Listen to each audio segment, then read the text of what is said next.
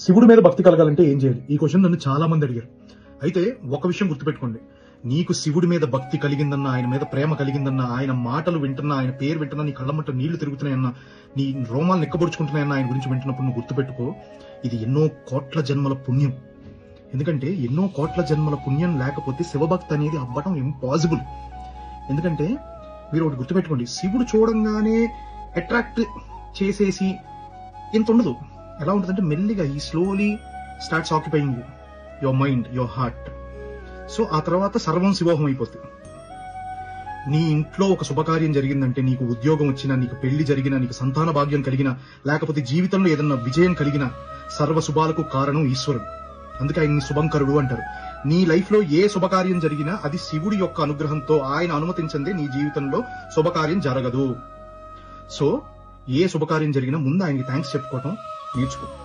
And ఆయన thanks చెప్పడంతో పాటు పక్కవాడికి కూడా ఆయన వల్ల నీకేం మంచి జరిగిందో చెప్పు.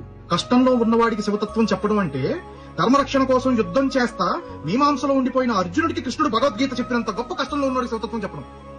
ఎక్కడో గురుకులంలో ఉండి విద్య నేర్చుకున్న లవకుశలు అయోధ్య వచ్చి తమ ఎప్పుడూ చూడని తమ తండ్రి గురించి తమకే తెలియకుండా అద్భుతంగా గానం చేసినంత గొప్ప విషయం శివుడి గురించి నువ్వు అందరికీ నీకు జరిగిన మంచి గురించి చెప్పడం అండి.